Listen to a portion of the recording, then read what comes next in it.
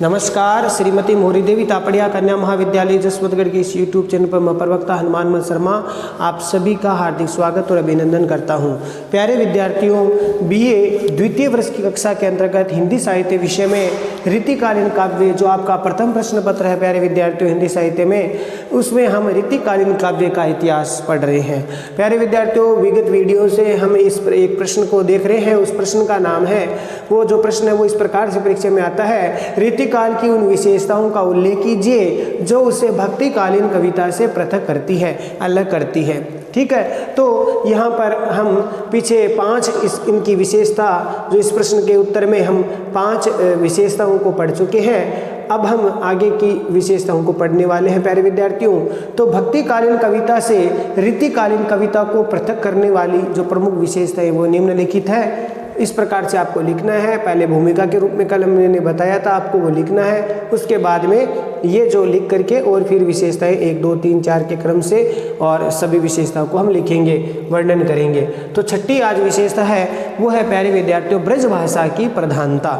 अब देखिए प्यारे विद्यार्थियों, जो भक्तिकाल था उसमें भी ब्रज भाषा का प्रयोग वो किया गया था। भक्ति काल में अनेक भाषाओं का प्रयोग किया गया था और उसमें अगर बात करें सूरदास जी की तो सूरदास जी ने ब्रज भाषा का प्रयोग किया, वहीं तुलसीदास जी ने ब्रज भाषा और अवधी भाषा का प्रयोग किया। तो ठीक है प्यारे विद्यार्थियों, तो भक्ति काल में आपको ये लिखना है कि भक्ति काल में विभिन्न भाषाओं का प्रयोग है वो साहित्य लेखन में किया गया, काव्य में किया गया। और उसके साथ आपको आगे वो लिखना है कि जैसे सूरदास जी ने ब्रज भाषा का प्रयोग किया, वहीं पर तुलसीदास जी ने ब्रज और अवधी भाषा का प्रयोग किया। तो मीराबाई ने राजस्थानी भाषा का, मारवाड़ी भाषा का प्रयोग किया। तो इस प्रकार से मीराबाई ने काव्य में साहित्य के अंतर्गत जो है राजस्थानी भाषा का या फिर यूँ कहें कि जो मारवाड़ी भाषा उसका प्रयोग किया। तो इस प्रकार वे भक्ति काल में विभिन्न प्रकार की भाषाओं का प्रयोग किया। साथ ही साथ अगर निर्गुण संत कवियों की बात करें तो प्यारे विद्यार्थी इसमें लिखना है कि निर्गुण जो संत कवि थे उन्होंने सदुकड़ी भाषा का प्रयोग किया। जैसे कबीरदास जी इत्यादि जो कवि थे, नामदेव जी थे, नानक जी थे, तो इन्होंने सदुकड़ी भाषा का मिक्स एक तरह से मिश्रित भाषा का जो प्रयोग है वो किया था। तो इस प्रकार से कह सकते हैं कि ऋतुकाल और भक्ति काल की जो अगर भाषा की बात करें तो वहाँ पर हम देखते हैं कि ब्रज भाषा का भी प्रयोग हुआ है, अवधी भाषा का भी प्रयोग है भक्ति काल में, राजस्थानी भाषा का भी प्रयोग और सदुकड़ी भाषा का भी प्रयोग है वो किया गया है। तो प्यारे विद्यार्थियों ये बात आपको लिखनी है। साथ ही साथ प्यारे विद्यार्थियों ऋतुकाल में या ऋतु युग में भी ब्रज भाषा का जो है प्रयोग है वो किया था। विशेष प्रयोग है ब्रज भाषा का प्रयोग है ऋतुकाल में भी देखने को मिलता है, क्योंकि उस समय हिंदी तो थी नहीं। ब्रज भाषा, अवधी भाषा या सदुकड़ी भाषा, राजस्थानी भाषा, इन भाषाओं का प्रयोग है वो किया जाता था काव्य रचना में। तो ऋतुकाल में भी ब्रज भाषा का विशेष प्रयोग किया गया। फिर आगे आपको लिखना है प्यारे विद्यार्थियों कि भारतीय साहित्य में लालित्य के क्षेत्र में संस्कृत भाषा के बाद ब्रज भाषा का स्थान है। अगर भारतीय साहित्य में अगर काव्य की रचना दृष्टि से देखें, काव्य की लालित्य की सुंदरता की दृष्टि से देखें तो संस्कृत भाषा के बाद में जो सबसे ज़्यादा साहित्य जो लिखा गया वो ब्रज भाषा में लिखा गया। तो ब्रज भाषा का नाम है आता है या ब्रज उस संस्कृत भाषा के बाद या पश्चात जो है ब्रज भाषा का ही स्थान आता है। आगे देखिए कि ऋतुकाल के आचार्यों ने इसे अलंकारों तथा विविध छंद शैलियों द्वारा सजाया। आपको आगे लिखना है कि ऋतुकाल के जो आचार्य थे, आचार्य मैंने बताया जिन्होंने काव्यांग विवेचन किया, लक्षण ग्रंथों की जिन्होंने रचना की वो आचार्य कहलाए। ठीक है, तो ऋतुकाल के जो आचार्य थे इन्होंने क्या किया, इसे किसे ब्रज भाषा को अलंकारों के लिए और विभिन्न प्रकार के जो छंद शैलियाँ हैं उनको जो है सजाया। इस भाषा से, किस भाषा से? ब्रज भाषा से। ब्रज भाषा में उन्होंने अनेक छंद लिखे, अनेक अलंकारों से अपने काव्य को सजाया। ठीक है, ये बात आप लिख देना। साथ ही साथ वर्ण मैत्री है, वर्ण मैत्री, अनुप्रासत्व, ये बात आप लिख सकते हैं इसमें। वर्ण मैत्री यानी वर्णों की मित्रता, अनुप्रासत्व, अनुप्रास जो है अलंकारों का प्रयोग है वो ब्रज भाषा में किया गया। अनुप्रासत्व, ध्वन्यात्मकता यानी अच्छी शब्दों की, अच्छे वर्णों की ध्वन्यात्मकता का भी प्रयोग इसमें देखने को मिलता है। और शब्द गति है, शब्द शोधन है, अनेकार्थ है। शब्द गति की बात करें, शब्द शोधन, शब्दों की शुद्धि, परिमार्जन, ठीक है, अनेकार्थ, ये सब ब्रज भाषा में किए गए उस समय, ठीक है। तो ब्रज भाषा में अनेकार्थ आदि विशेषताएं रीति काव्यों में प्रचुर मात्रा में देखने को मिलती। तो आपको ये लिखना है कि वर्ण मैत्री, अनुप्रासत्व, ध्वन्यात्मकता, शब्द गति, शब्द शोधन, अनेकार्थकता, व्यंग्य इत्यादि जो आदि की जो विशेषता रीति काव्यों में प्रचुर मात्रा में देखने को मिलती है। तो ये आपको लिखना है। ये काल ब्रज भाषा के चरमोत्कर्ष का काल था। ये जो काल था, कौन सा काल? रीति काल। रीति काल था वो ब्रज भाषा का चरमोत्कर्ष काल था। ब्रज भाषा का चरमोत्कर्ष, चरम सीमा पर यहाँ पर भाषा का प्रयोग वो किया जाता था। ब्रज भाषा का चरमोत्कर्ष काल था। कौन सा काल? रीति काल। तो रीति काल ब्रज भाषा का चरमोत्कर्ष काल था। और प्यारे विद्यार्थियों, और आगे आपको इसमें लिखना है, परंतु इसका मतलब हम ये नहीं ले सकते कि परिनिष्ठित भाषाओं के लेखक नहीं थे। परिनिष्ठित भाषा के भी लेखक, परिनिष्ठित यानी जो ब्रज भाषा के शुद्ध जो रूप था वो भी यहाँ पर लिखा गया। कई लेखक कवि ऐसे भी थे जो इस परिनिष्ठित भाषाओं का भी प्रयोग करते थे, जिनमें पद्माकर या फिर घनानंद जी का नाम आता है। तो पद्माकर कवि और घनानंद आदि जो कवि हैं, इन्होंने परिनिष्ठित भाषा का प्रयोग किया। परिनिष्ठित भाषा का प्रयोग है इन्होंने किया। तो इनकी भाषा परिनिष्ठित कौन सी थी? ब्रज भाषा थी। परिनिष्ठित कौन सी थी? ब्रज भाषा। यानी एक तो जो क्षेत्रीय भाषा ब्रज भाषा, एक ब्रज भाषा में भी शुद्ध भाषा, जैसे हम हिंदी बोलते हैं, एक शुद्ध हिंदी जिसको हम कहेंगे व्याकरणिक दृष्टि से जो शुद्ध हो, ऐसी हिंदी का प्रयोग करना, एक साधारण हिंदी का प्रयोग करना।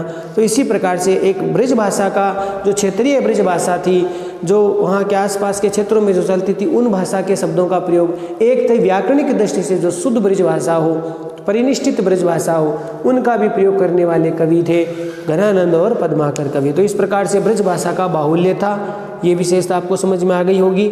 ये आपको इस प्रकार से लिखना है। सातवीं विशेषता है लक्षण ग्रंथों का निर्माण। सातवीं विशेषता क्या है? लक्षण ग्रंथों का निर्माण। प्यारे विद्यार्थियों, इस विशेषता में आप क्या लिखेंगे? लक्षण ग्रंथों का निर्माण में रीति काल में कवि कर्म एवं आचार्य कर्म एक साथ चलते थे। प्यारे विद्यार्थियों, कवि कर्म और आचार्य कर्म का मतलब ये आप समझिए कि उस समय आचार्य और कवि दो प्रकार की एक श्रेणियाँ थी।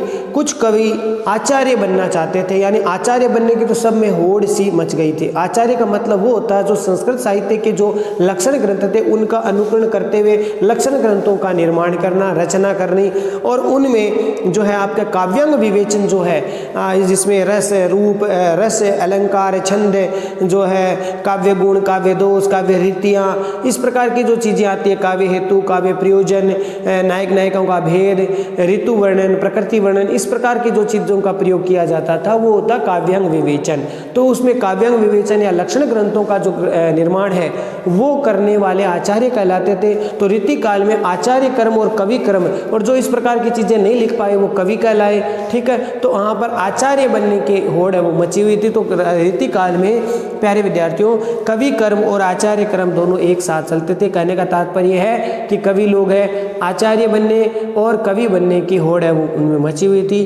कवि कर्म और आचार्य कर्म दोनों साथ चलते थे। और आचार्य मैंने बता दिया, जो लक्षण ग्रंथों की रचना करने वाले थे वो आचार्य कहलाते थे। तो रीतिमुक्त कवियों को छोड़ करके प्रायः इस काल के सभी कवियों ने लक्षण ग्रंथों का निर्माण किया है। केवल रीतिमुक्त कवियों को अगर छोड़ दिया जाए, तीन श्रेणियां हैं आपको पता है, रीतिबद्ध, रीति सिद्ध और रीति मुक्त। रीति मुक्त। तो जो रीति मुक्त की विशेषता हमने पढ़ी थी, तो रीति मुक्त कवियों को छोड़ करके बाकी जो ये दो श्रेणियां थी, इस प्रकार इस श्रेणी के रीतिबद्ध और रीति सिद्ध के जो कवि थे, इन्होंने जो है लक्षण ग्रंथों का निर्माण किया। ठीक है, अब लक्षण ग्रंथ बार बार नहीं बताऊंगा मैं, समझ में आ गया होगा। लक्षण ग्रंथ का मतलब जो संस्कृत साहित्य के जो लक्षण ग्रंथ थे उनका अनुगण करके जो काव्यांग विवेचन जिन्होंने किया था वो लक्षण ग्रंथ हो गए। तो लक्षण ग्रंथों का निर्माण इन्होंने किया था। इन्होंने रीतिबद्ध और रीति सिद्ध वाले कवियों ने अधिकतर लक्षण ग्रंथों का निर्माण है वो किया, रीति मुक्त को छोड़ करके। तो रीति मुक्त कवियों को छोड़ करके प्राय इस काल के मतलब रीति काल के सभी कवियों ने लक्षण ग्रंथों का निर्माण किया। रीति सिद्ध कवियों ने सीधे रूप में लक्षण और उदाहरण प्रस्तुत किए थे। रीति सिद्ध जो कवि थे जिनमें बिहारी जी इत्यादि आते हैं, तो रीति सिद्ध कवि जो थे उन्होंने प्यारे विद्यार्थियों सीधे लक्षण और उदाहरण प्रस्तुत है वो किए थे। लक्षण ग्रंथ वो लिखे, लक्षणों को और उदाहरणों को ज़्यादा है उन्होंने लिखा, प्रस्तुत किया। भक्ति काल के कवियों में आचार्य पद ग्रहण करने वाला कोई नहीं था। कहने का तात्पर्य कि भक्ति काल में अगर तुलना करें हम, तो भक्ति काल में इस प्रकार का कोई भाव नहीं था, आचार्य बनने की कोई होड़ नहीं थी। तो भक्ति काल में आचार्य बनने का कोई आचार्यत्व ग्रहण करने वाला या आचार्य पद को ग्रहण करने वाला कोई नहीं था, न उन्हें उस समय की आवश्यकता थी। यानी वे तो केवल जनता को जागृत करने के भाव से, स्वांत सुखाय के भाव से, जन लोक हिताय के भाव से काव्य रचना लिखते थे। वो पांडित्य प्रदर्शन करने में उनकी कोई रुचि नहीं थी। तो इस प्रकार से उन्होंने लक्षण ग्रंथ इत्यादि नहीं लिखे, किन्होंने? भक्ति काल के कवियों ने। ठीक है प्यारे विद्यार्थियों, तो समझ में आ गए हो ये पॉइंट। अगला पॉइंट है, अगला 8वां जो है अध्ययन बिंदु है, इसका पॉइंट है वीर जो काव्य है, वीर रस की जो कविता है, वीर रस की जो कविता या फिर वीर काव्य की रचना है वो इस समय होने लगी थी। और ये जो कवि थे इन्होंने अपने आश्रयदाताओं का जो है बढ़ा चढ़ा के वर्णन किया। वीरता का, दान वीरता का, युद्ध वीरता का। वीर प्यारे विद्यार्थियों 4 प्रकार के होते हैं, युद्धवीर, दानवीर, धर्मवीर और दयावीर। वीर कितने होते हैं? 4 प्रकार के वीर होते हैं। जो युद्ध में वीरता दिखाए वो युद्धवीर, दया दिखाने वाला दयावीर, धर्म दिखाने वाला, धर्म पर चलने वाला धर्मवीर, और जो है दान देने में जिसका सामर्थ्य हो, खूब दान देता हो, ऐसा दानवीर कहलाता। तो 4 प्रकार के वीर होते हैं प्यारे विद्यार्थियों। तो रीति काल का वातावरण वैसे शांति का काल था। हालांकि औरंगजेब का जो शासन काल था वहाँ पर अशांति आ गई थी, क्योंकि औरंगजेब बड़ा क्रूर शासक था। तो औरंगजेब के क्रूर और आतंकमय शासन से भारत के सामाजिक वातावरण को विक्षुब्ध कर दिया था। क्योंकि औरंगजेब का जो शासन काल था वो भारत की राजनीति के लिए, सांस्कृतिकता के लिए, ऐतिहासिकता के लिए बहुत एक तरह से क्रूरतम काल था। और औरंगजेब के समय जो है भारतीय शासन व्यवस्था क्या थी? अशांत हो गई थी, सामाजिक व्यवस्था, सामाजिक वातावरण विक्षुब्ध हो गया। औरंगजेब ने सभी हिंदू राजाओं को अपना शत्रु बना लिया था। ये बात आप लिख सकते हैं। औरंगजेब ने जो उस समय के हिंदू राजा थे उनको सबको क्या बना लिया? अपना शत्रु बना लिया था। ठीक है, सबसे उन्होंने शत्रुता मोल ले ली और अपने आश्रयदाताओं की धमनियों में शत्रुओं के प्रति खड़े होकर सबल टक्कर लेने के लिए कवियों ने वीर रसात्मक काव्य की रचनाएं की।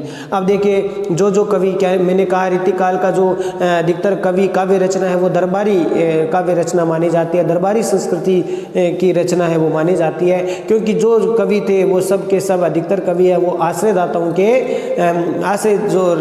आश्रयदाता जो राजा थे उनके दरबार में रहा करते थे, दरबारी कवि थे। और वे अपने राजा को युद्ध के लिए या दान के लिए या धर्म के लिए या दया के लिए, वीरता का जो भाव पैदा करने के लिए काव्य रचना लिखा करते थे। तो इस काल में अपने आश्रयदाताओं की नसों में वीरता का जो भाव है वो दौड़ने के लिए, टक्कर लेने के लिए वीर रसात्मक काव्य की रचना उन्होंने की। ठीक है प्यारे विद्यार्थियों, समझ में आ गया होगा। इस प्रकार से श्रृंगार की प्रधान धारा के साथ साथ वीर रस के भी काव्य लिखे गए। यानी रीतिकाल में मुख्यतः तो प्यारे विद्यार्थियों श्रृंगार रस की रचनाएं ज़्यादा देखने को मिलती है, लेकिन श्रृंगार रस के अलावा वीर रस की रचनाएं भी उस समय जो है लिखी गई थी। वीर रस की रचनाएं भी लिखी गई थी। ठीक है। बाकी तो मुख्यतः तो श्रृंगार रस ज़्यादा भरा पड़ा है। रीतिकाल श्रृंगार रस को ज़्यादा महत्वता दी गई, लेकिन कहीं कहीं पर जो है वीर रस की रचना भी देखने को मिलती है। तो वीर रस के भी अनेक काव्य लिखे गए और भक्ति काल में वीर रस का कोई स्थान नहीं था। अगर तुलना करें भक्ति काल से कि किस प्रकार से दोनों विशेषताएं अलग है, तो भक्ति काल में वीर रस का कोई स्थान नहीं था। वहाँ पर तो केवल निर्वेद का भाव था, यानी अपने इष्ट का, अपने आराध्य के प्रति जो भाव था उनका समर्पण का भाव से वो अपनी काव्य रचनाएं लिखा करते थे। तो इस प्रकार से वहाँ पर वीरता का या अपने कोई आश्रयदाता को खुश करने के लिए कोई भी कविताएं नहीं लिखी जाती थी भक्ति काल में। ठीक है। तो इस प्रकार से भक्ति काल में वीर रस का कोई स्थान नहीं था। इसी कारण से भक्ति काल में वीर रस की रचना देखने को नहीं मिलती है। भक्ति काल में वीर रस की रचनाएं देखने को नहीं मिलती है। तुलसी साहित्य में जरूर जो वीर रस के कुछ प्रसंग मिलते हैं। अगर तुलसी दास जी की रचना अगर हम पढ़ें तो वहाँ पर कहीं कहीं पर आप रामचरितमानस में राम जो रावण का युद्ध है या राम जी के द्वारा अन्य उन रावण के शत्रु, रावण के जो भाई है उनका वध करने का जो युद्ध का जो प्रसंग है, लंका कांड है, तो वहाँ पर जो है वीरता का भाव जरूर देखने को मिलता है, वीर रस का जो है भाव देखने को मिलता है। तो बाकी जो है भक्ति काल में वीर रस से संबंधित कोई रचनाएं देखने को नहीं मिलती है। केवल यहाँ पर रीतिकाल में जरूर आप चाहे भूषण कवि जी को देख लीजिए या फिर छत्रसाल महाराज जी की बड़ाई करने वाले प्रसंग आप देख लीजिए भूषण कवि के, या फिर छत्रपति शिवाजी महाराज के जो प्रसंग है वो देखने को मिलते हैं। आपके पाठ्यक्रम में भी है किस प्रकार से शिवाजी महाराज की वीरता का वर्णन किया गया है और किस प्रकार से भूषण कवि ने जो है छत्रसाल महाराज, रिया राव चंपती के पुत्र छत्रसाल महाराज जी के वर्णन वो किया गया था। तो एक उदाहरण के द्वारा इसमें देखिए, श्रृंगार प्रधान युग में वीर रस का इतना सुंदर वर्णन वीर गाथा काल में भी समता देने वाला है। कहने का मतलब है कि इस श्रृंगार रस से भरे हुए, श्रृंगार रस की प्रधानता वाले रीतिकाल में जो है वीर रस का परिपाक जहाँ पर हुआ है वो परिपाक तो आदि काल का, यानी वीर जो काव्य था जो शुरू में सबसे प्रारंभ में हिंदी साहित्य में लिखा गया, रासो साहित्य, जहाँ पर जो है वीरता का आप चाहे वो बीसल देव रासो, कुमार रासो, पृथ्वीराज रासो,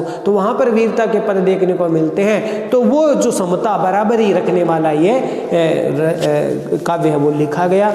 तो प्यारे विद्यार्थियों, एक उदाहरण के द्वारा समझते हैं। जैसे भूषण कवि जी ने छत्रसाल महाराज की तलवार की बड़ाई लिखी थी, भुज भुजंगिनी, भुज भुजंगिनी सी, भुज भुजंगिनी सी, भुजंगिनी की वे, भुजंगिनी की वे, भुजंगिनी की वे संगिनी भुजंगिनी जी, भुज भुज गेस, क्षमा करना यहाँ पर भुज भुज गेस है, भुज भुज गेस की वे संगिनी भुजंगिनी सी, संगिनी भुजंगिनी सी। या बीच बीच में जरूर थोड़े थोड़े से आपको लिखने हैं।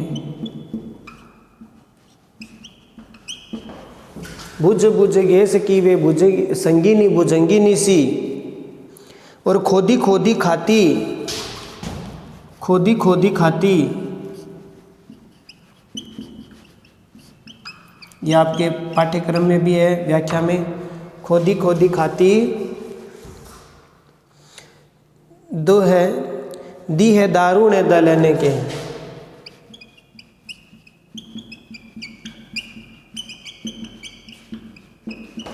दलने के, और बख्तर पाखरनी बीच, बख्तर पाखरनी,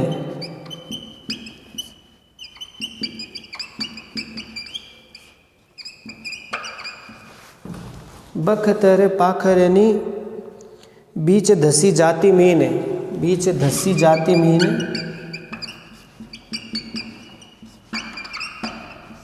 मीन मन मछली की पोरी पार जाते,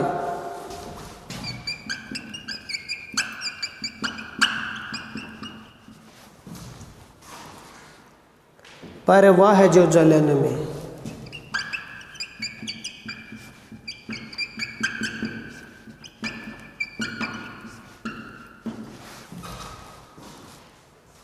जलन के। तो इस प्रकार से इस पद में प्यारे विद्यार्थियों ये वर्णन किसने किया है? भूषण कवि जी ने। किसका? अपने आश्रयदाता छत्रसाल महाराज। छत्रसाल महाराज जी की बड़ाई इसमें लिखी है कि उनके हाथों में जो तलवार है, तलवार की बर्छी की वर्णन वो किया गया है।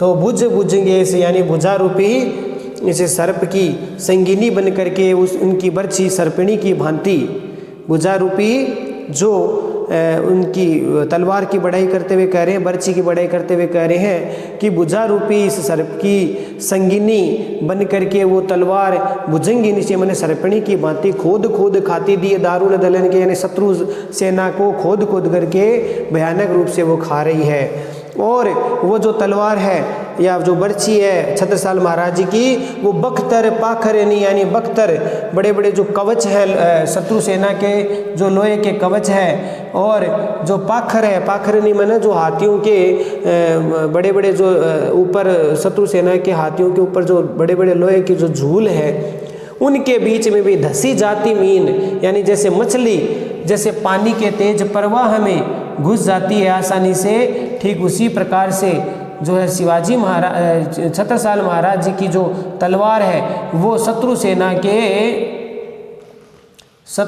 के जो है उनके बख्तरों में, उनके पाखरिनी के बीच में धस जाती है। पोरी पार जात परवाह जो जलन, यानी तेज जल के प्रवाह के बीच में जिस प्रकार से मछली आसानी से उस प्रवाह में घुस जाती है, पार हो जाती है, उसी प्रकार से जो है भूषण कवि कहते हैं कि छत्रसाल महाराज जी की जो बर्छी या तलवार है वो शत्रु सेना के कवच, शत्रुओं के लोहे के कवच और उनके हाथियों के पाखरिन के बीच में घुस करके उनको आहत कर देती है, उनको मार देती है। तो इस प्रकार का यहाँ पर वीरता का भाव वर्णन वो किया गया है। तो यहाँ पर उस समय वीर रस की कविताएं लिखी जाती थी। और अगर दानवीरता की बात करें शिवाजी महाराज की, तो शाही तने शिवराज, शाही तने यहाँ लिख रहा हूँ मैं, शाही तने शिवराज, शाही तने शिवराज ऐसे देत गजराज, ऐसे देत गजराज। यहाँ पर शिवाजी महाराज जी की जो दानवीरता का वर्णन किया जा रहा है कि जीने पाए होत कविराज, जीने पाए होत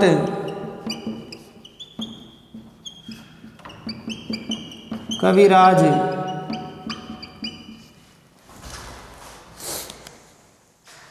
बेफिक्र थे, बेफिक्र थे। तो इस प्रकार से यहाँ पर इस पद में शिवाजी महाराज की दानवीरता का वर्णन किया गया है। दानवीरता का वर्णन कवि कह रहे हैं, भूषण कवि कह रहे हैं कि शिवाजी महाराज शाही के तने, तने मने पुत्र, शाही के शाहजी के सुपुत्र शिवाजी महाराज, शिवराज मने शिवाजी महाराज, ऐसे देत गजराज मने श्रेष्ठ हाथी, बड़े बड़े हाथी इस प्रकार से आप दान में दे देते हो कि जिन्हें पाए मैंने जिन्हें पाकर के होत कविराज मैंने कवि लोग, जो कवि लोग हैं वो बेफिक्र हो जाते हैं, धनवान हो जाते हैं, फिर उनको किसी प्रकार कोई चिंता नहीं रहती। तो इस प्रकार से वीर रस की कविता के जो पद है वो भी इस काल में रीतिकाल में लिखे गए थे। तो ये आप कुछ उदाहरण इस प्रकार से ये पद है वो जरूर आप इसमें पॉइंटों में लिखेंगे, इससे आपका उत्तर प्रभावशाली होगा। अगला जो विशेषता है वो प्यारे विद्यार्थियों मैं यहाँ से ये मिटा रहा हूँ।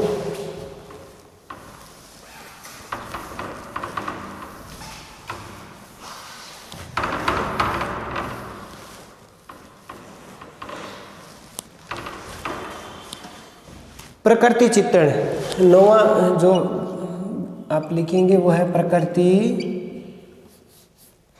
चित्रण। प्रकृति चित्रण किस प्रकार से रीतिकाल में हुआ? तो भक्ति काल में भी कवियों ने प्रकृति चित्रण किया था। भक्ति काल में भी आप सूरदास जी को पढ़िए, तुलसीदास जी को पढ़िए, वहाँ पर भी प्रकृति का चित्रण जरूर देखने को मिलता है। परंतु उस काव्य में प्रकृति चित्रण अधिक उद्दीपन रूप में था। उस काव्य में जो है प्रकृति चित्रण अधिकतर उद्दीपन रूप में था, ठीक है, उद्दीप्त करने के लिए भाव से ही वो लिखे गए थे।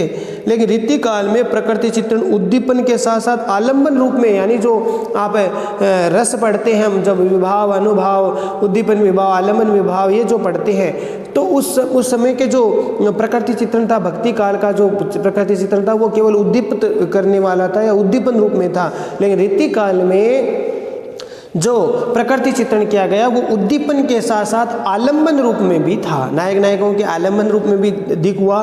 प्रकृति का स्वच्छंद मन को मुग्ध करने वाला रूप यहाँ देखने को मिलता है। यानी रीति काल में प्रकृति का चित्रण जो है प्यारे विद्यार्थियों, प्रकृति का जो चित्रण है वह स्वच्छंद रूप से या फिर मन को खुश करने वाला, मन को जो है आनंदित करने वाला जो है रूप देखने को मिलता है प्रकृति का।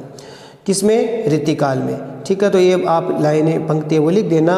परंतु अधिकतर जो प्रकृति चित्रण है वो कहाँ हुआ? अधिकतर प्रकृति चित्रण नायिका व नायक के अनुकूल संयोग और वियोग के भावों को चित्रित करने के लिए किया। ये बहुत महत्वपूर्ण बात है। रीति काल में जो प्रकृति चित्रण का अधिकतर जो चित्रण है, प्रकृति का जो अधिकतर चित्रण है वो नायक नायिकाओं के संयोग और वियोग पक्ष के समय अधिक किया गया। यानी संयोग और वियोग के भावों को चित्रित करने के लिए प्रकृति का चित्रण है वो किया गया। नायक नायिका के संयोग, नायक नायिका के संयोग व वियोग पक्ष को चित्रित करने के लिए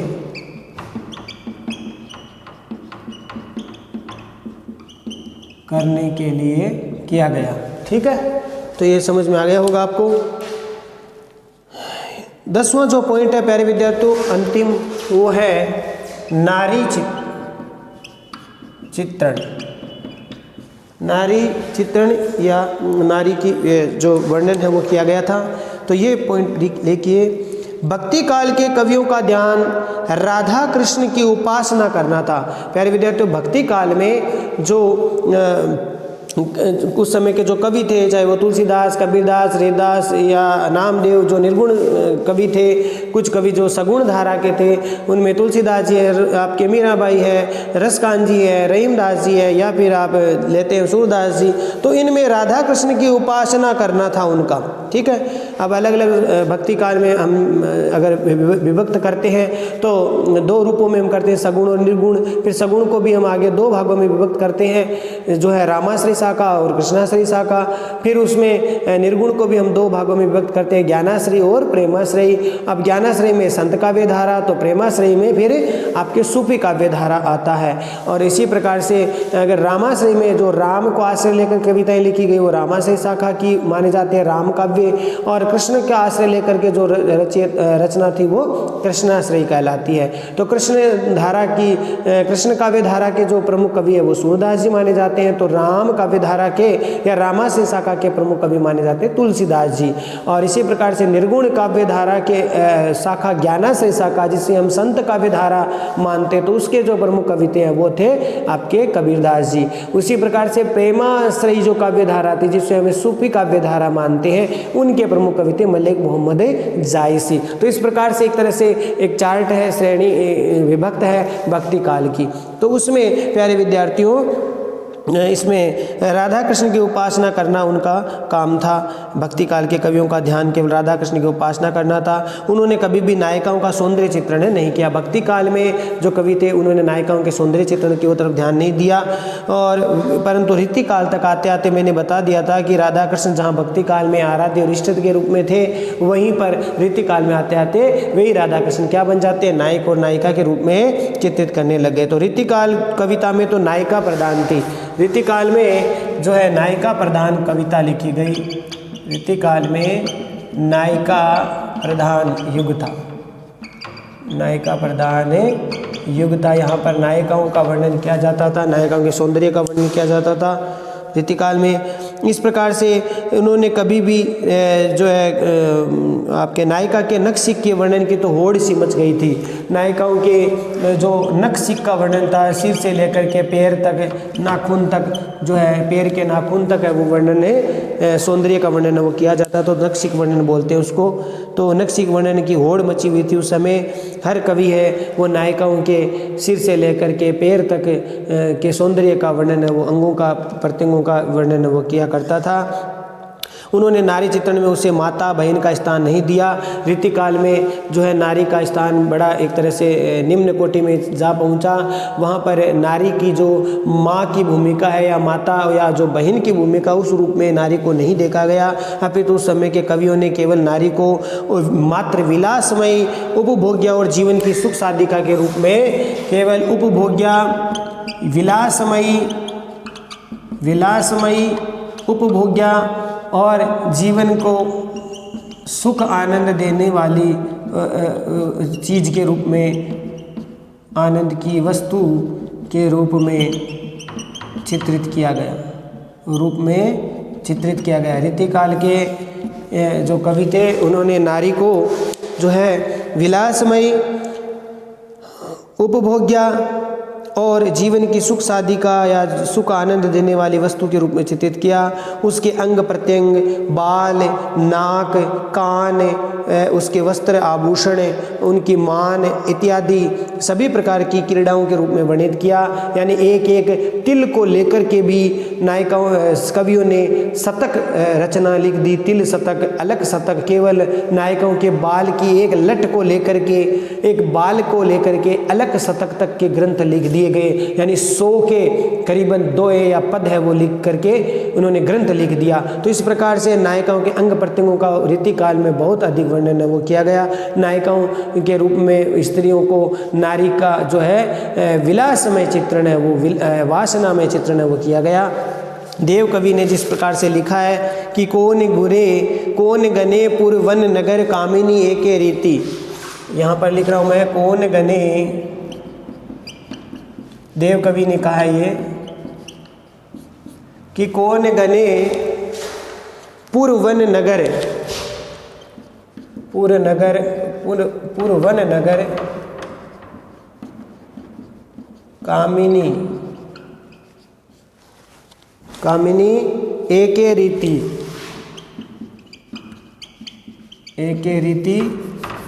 और देखत हरे विवेक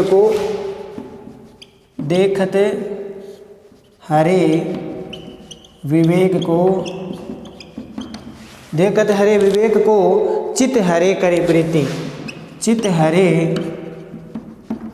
प्रीति। तो यहाँ पर नारी के जो है सौंदर्य में रूप का चित्रण है वो किया गया है देव कवि ने, कि जो नगर कामिनी है, नगर की स्त्रियां हैं या नगर वधू है, उससे कोई प्रेम करे तो उससे देखत हरे विवेक, उसको देखने मात्र से विवेक का हरण हो जाता है, विवेक छिन जाता है व्यक्ति का, और उससे अगर प्रीति करे तो चित्त है वो चित्त का हरण हो जाता है। तो इस प्रकार से नारी का जो वर्णन है विलासमय सौंदर्य में वर्णन है वो किया गया। निष्कर्ष के रूप में प्यारे विद्यार्थियों इसमें लिखना है, तो आशा करता हूँ ये 10 के 10 पॉइंट आपको समझ में आ गए होंगे। और अब निष्कर्ष के रूप में आपको क्या लिखना है, देखिए निष्कर्ष के रूप में है इस प्रकार से हम देखते हैं कि रीतिकालीन साहित्य में अनेक साहित्यिक परंपराओं का नवीन रूप से दृष्टिगोचर हुआ। यानी अगर हम देखें ठीक प्रकार से तो रीतिकालीन साहित्य में अनेक साहित्यिक परंपराओं का नया जो रूप है वो देखने को मिलता है। इस प्रकार से आप लिखना, जो हमें भक्तिकालीन काव्यों में देखने को नहीं मिलता। तो ये चीज़ें अलग करती है रीतिकाल और भक्तिकाल से। ये रीतिकालीन जो साहित्य था उसमें अनेक नवीन साहित्यिक शैलियाँ आई या नवीन रूप दृष्टिगोचर होता है, जो हमें भक्तिकालीन काव्यों में देखने को नहीं मिलता। लक्षण ग्रंथों की और क्या क्या विशेषता थी, इसमें हमने क्या क्या विशेषताएं देखी। इसमें देखो लक्षण ग्रंथों की बहुलता थी जो भक्तिकाल में नहीं थी। और क्या तुलना करें, श्रृंगार का सुंदर परिपाक हुआ, वहाँ भक्तिकाल में श्रृंगार रस की ज़्यादा महत्वता नहीं थी, तो श्रृंगार रस का परिपाक हुआ। वीर रस का भी उद्रेक या वीर रस की उद्दीपन रूप में वर्णन वो किया गया है, तो भक्तिकाल में वीर रस का उद्दीपन रूप या उद्रेक नहीं देखने को मिलता। प्रकृति का आकर्षण चित्रण वो किया गया, वहाँ पर भक्तिकाल में प्रकृति को उद्दीपन रूप में केवल किया गया, लेकिन यहाँ पर रीतिकाल में प्रकृति का उद्दीपन रूप के साथ साथ आलम्बन रूप में भी चित्रण है वो किया गया। तो इस प्रकार से ये दोनों के अंतर है, एक तरह से तुलनात्मक रूप से जो अलग करती है। राष्ट्रीयता की भावना भी थी, जहाँ पर आपके छत्रसाल महाराज की या फिर छत्रपति छत्रपति शिवाजी महाराज जी की वीरता का जो चित्रण किया जाता है, वहाँ पर कई पद ऐसे देखने को मिलते हैं जहाँ पर राष्ट्रीयता का जो भाव है, राष्ट्रीय भाव, देशभक्ति का भाव भी देखने को मिलता है। जीवन के प्रति नया दृष्टिकोण इत्यादि ये रीतिकाल की अक्षुण्ण विशेषताएं हैं जो भक्ति काल से अलग करती है।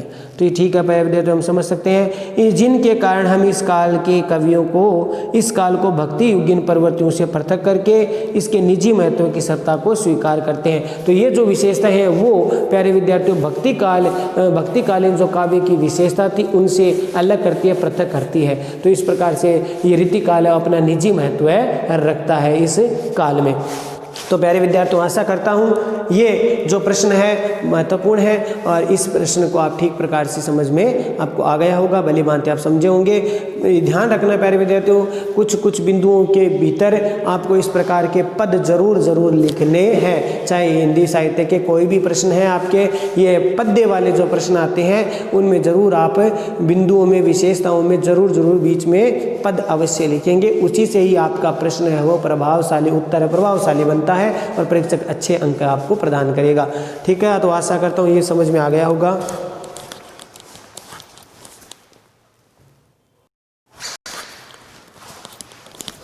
तो प्यारे विद्यार्थियों, आज के लिए बस इतना ही। अगले वीडियो में फिर हाजिर होंगे आगे किसी नए प्रश्न को लेकर के, और तब तक के लिए इस प्रश्न को पढ़िए, नोट्स बनाइए, इनको याद कीजिए। चैनल को लाइक, शेयर और सब्सक्राइब करना ना भूलें। जय भारत, जय हिंदी। धन्यवाद विद्यार्थियों।